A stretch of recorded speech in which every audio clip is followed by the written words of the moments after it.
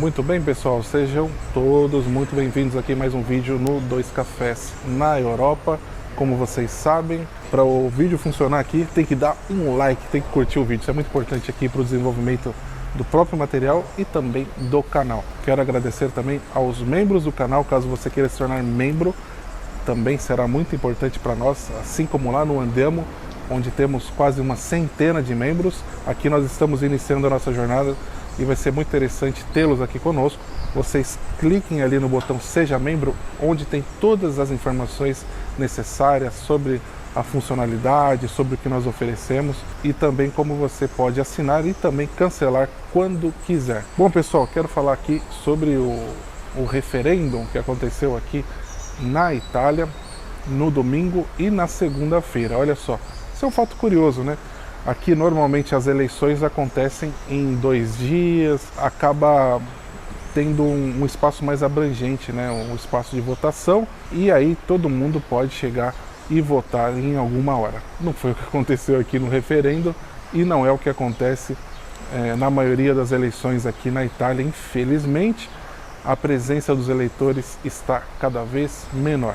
Esse referendo tratava de questões trabalhistas, eram 4 questões referentes a isso e uma referente à cidadania, a concessão da cidadania para estrangeiros que vivem aqui. Hoje, para requerer a cidadania, demora no mínimo 10 anos de moradia. Antes de mais nada, é preciso esclarecer que o referendo não alteraria nada em si, era uma consulta.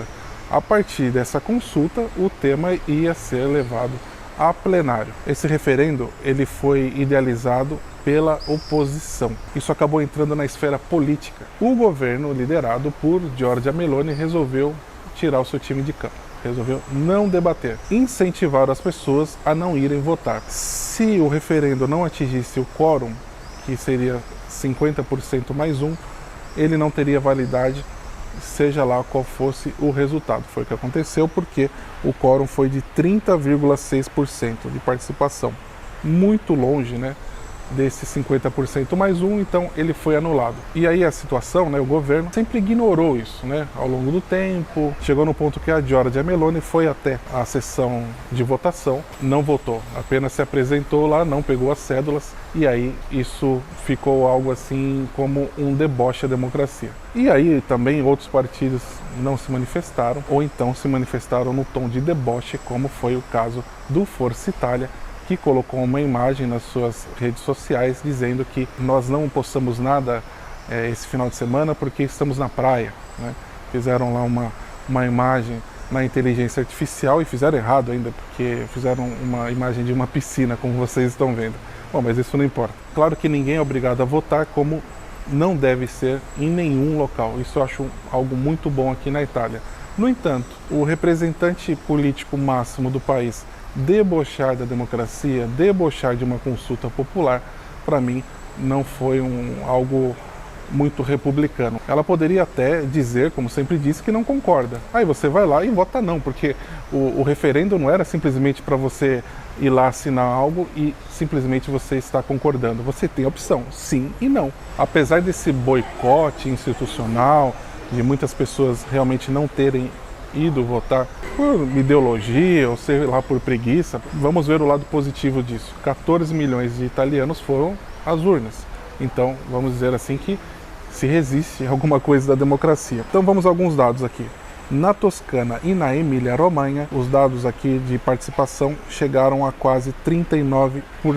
Toscana 38,1%, Emília-Romanha 39,1%. Um dado interessante é que na nossa Bolonha, né, cidade onde nós moramos, 48%.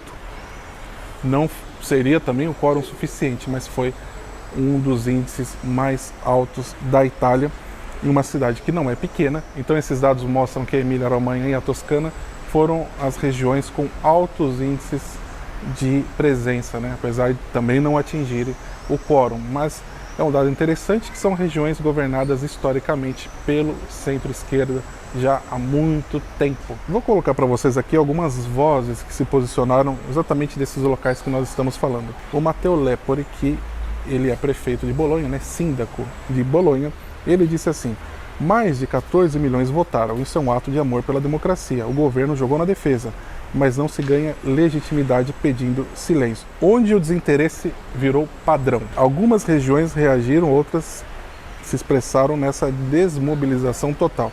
Infelizmente aqui a belíssima região do Trentino Alto Adige, pior taxa nacional, desinteresse total na política italiana. Na cidade de Velturno, que fica na província de Bolzano, 7% de participação. Significa o quê?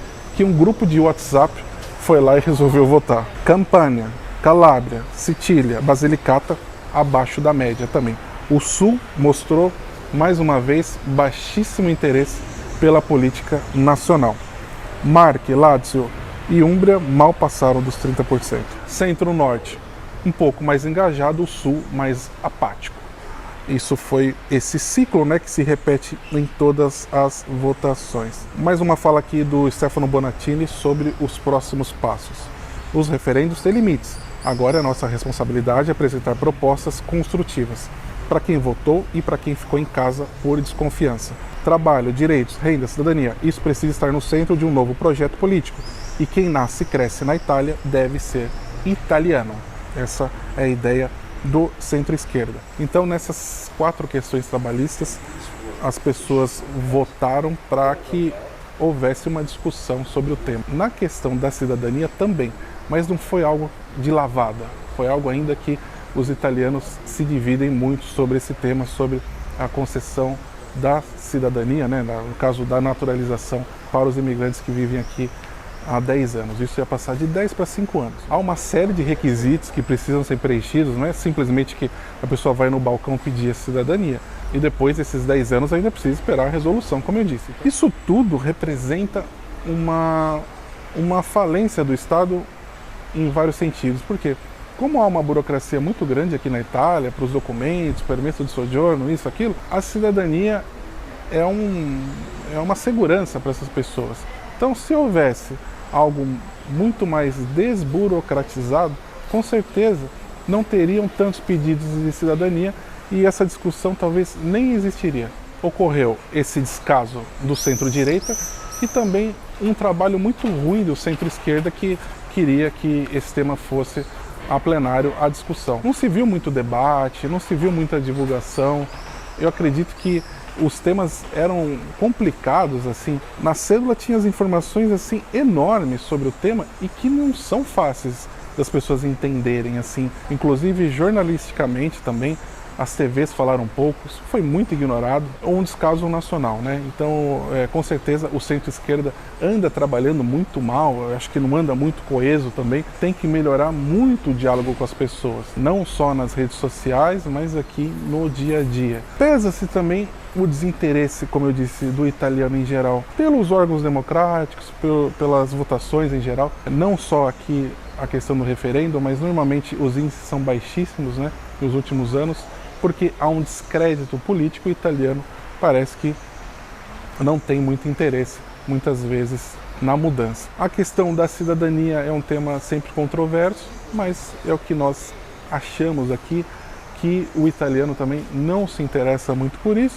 mas ele também guarda bastante orgulho, entre aspas, da cidadania, e ele pensa que essa concessão é algo muito mais fácil do que ele acha que é. Se o italiano fosse ali na questura, fosse perguntar para um policial, para um imigrante, como que funciona tudo isso, talvez ele ficasse espantado e ver que esse órgão não é um órgão assim como se você fosse no supermercado e comprasse alguma coisa. É algo muito difícil, muito complicado, onde as pessoas são geralmente maltratadas também, e muitas dessas pessoas não têm muito trato também com os órgãos italianos. É um dos lados mais difíceis aqui na Itália, é essa questão do permesso, né, dos vistos, da questão da cidadania, nessa relação do cidadão, do estrangeiro. As pessoas que vêm fazer os trabalhos difíceis aqui, normalmente são os imigrantes que estão ali trabalhando na agricultura, estão trabalhando aqui na limpeza das cidades e não tem muita segurança nem trabalhista, que foram os temas que foram propostos, e nem essa segurança mesmo na questão do seu visto, do seu permesso, né, na sua estabilidade de vida.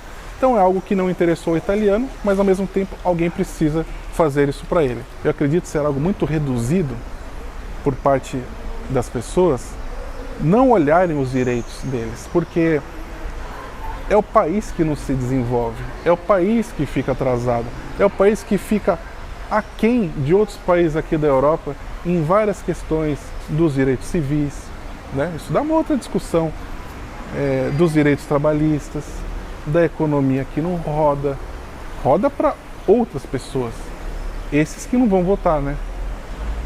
Então, pouco se interessam. Agora, se uma hora os imigrantes também perdessem o interesse de virem aqui para a Itália e fossem para outros países, aí talvez, né, as pessoas refletissem um pouco mais e fossem minimamente mais empáticas, no mínimo para irem lá votar, no mínimo para discutirem. Essa também é uma das belezas da democracia, a falta de interesse. Pessoal, muito obrigado a todos, nos vemos no próximo vídeo. Tchau, tchau!